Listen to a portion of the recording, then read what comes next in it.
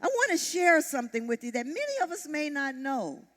Do you know that children laugh 100 times a day on average, and that adults might laugh 20 times a day? I wonder what happens as we grow up, that we begin to believe that laughter is not important. I think sometimes we see Jesus healing.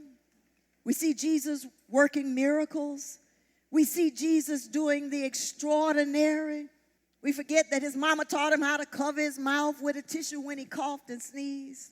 But how often have we ever thought about the real humanity of a Jesus who knew how to laugh? You see, everything that Jesus didn't get recorded in the scripture. I mean, did we really want to know how often he had to wash his face and brush his teeth? And so the writers said the most profound things, the things that they hoped would set us on a journey of learning what it means to live and walk and move and act and serve and love like Jesus did. So we don't see a picture of his whole life. But I can assure you, if Peter was around Jesus, he laughed a whole lot. Haven't you heard about Peter?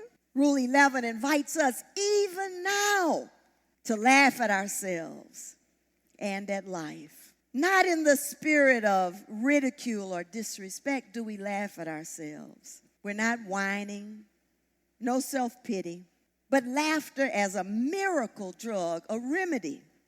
So I want to share with you. My husband Rudy and I have been married for 35 years. And let me tell you, we have never spent this much time together. It's been incredible in so many ways. But do you know, one of the things I found out is that when we are not given the freedoms that we've been accustomed to, and we find our routine uprooted a bit, we can find ourselves perhaps a little more critical, maybe a little more wound up. You know what I mean? And so I was washing dishes one day, and as I'm standing at the sink washing dishes, a thought crossed my mind about something that I really wish my partner had done. And I went there. Thank God, though, I just went there in my head. I didn't say anything out loud.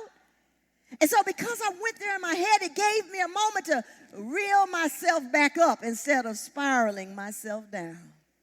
And so I just laughed at myself. I said, Juanita, will it really matter if the trash got put out 5 days from now?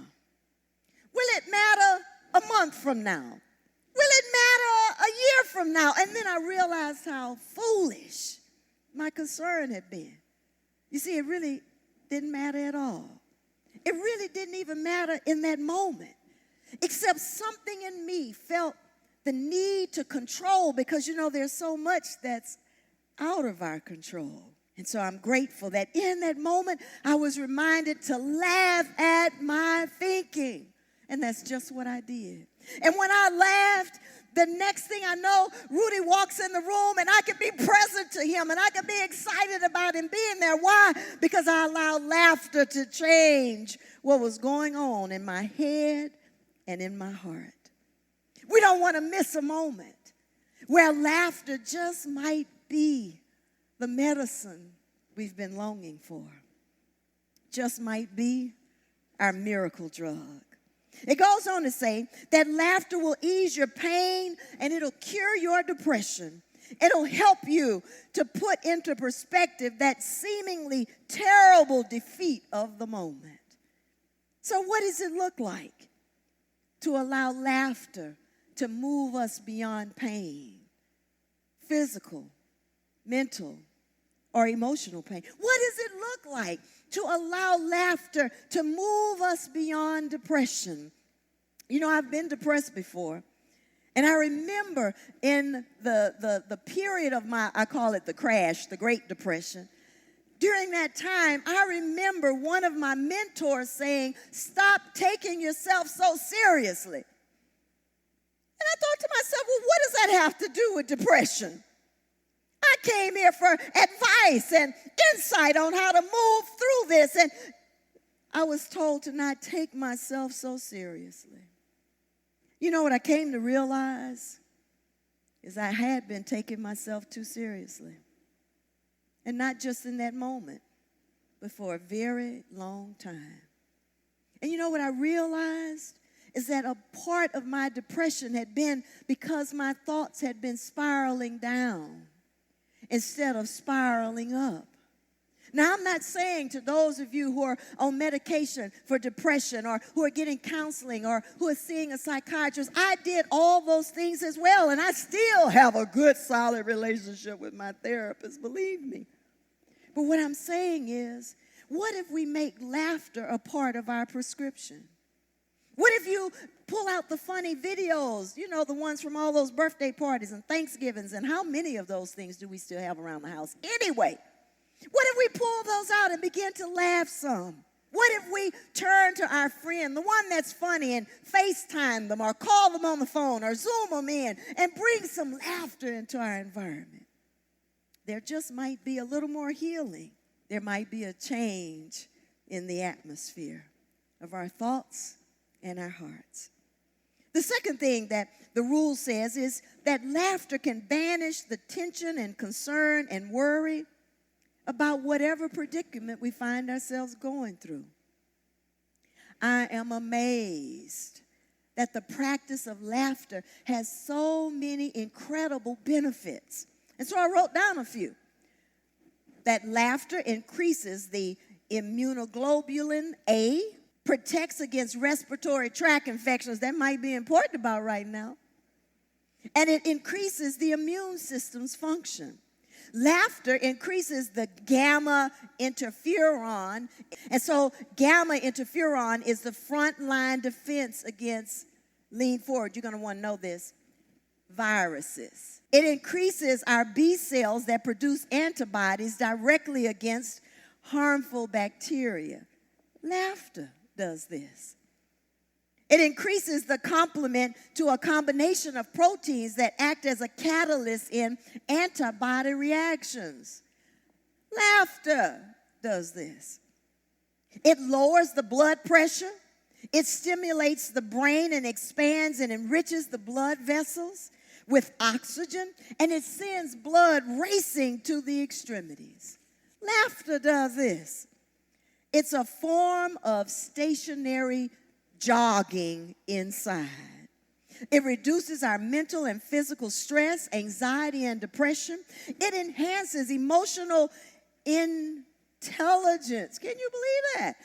If you laugh more, you get emotionally healthier.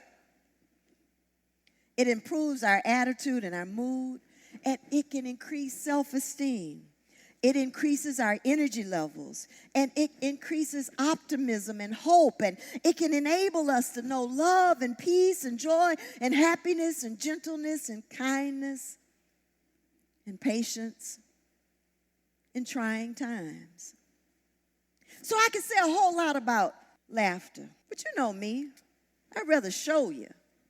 So I'm going to invite you, if you will, sit up tall and straight wherever you are. And if you can, put your feet flat on the floor. Now, I want to share with you a process called laughter yoga. You can find out more about it by Googling. There are all kinds of resources to talk about the practice of laughter yoga. You know, each week I've been giving us a map as I've preached. The M is for memorize. I want to invite you to memorize the scripture. What about there's a time to weep and a time to laugh? That's simple. I can say to myself as an affirmation, Juanita, there's a time to weep, and this ain't it. This is the time to laugh. The P in the map is for practice. So I want to invite you into a laughter yoga practice. Laughter yoga has the understanding that we're not laughing at anybody. We're laughing at our day-to-day experiences. So this is what laughter yoga might look like. You wake up in the morning, you go to the bathroom, and you get ready to brush your teeth. And you just laugh.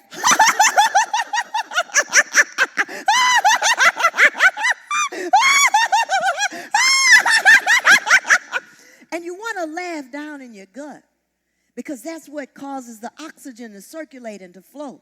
And so you just laugh at brushing your teeth. Then comes time to what?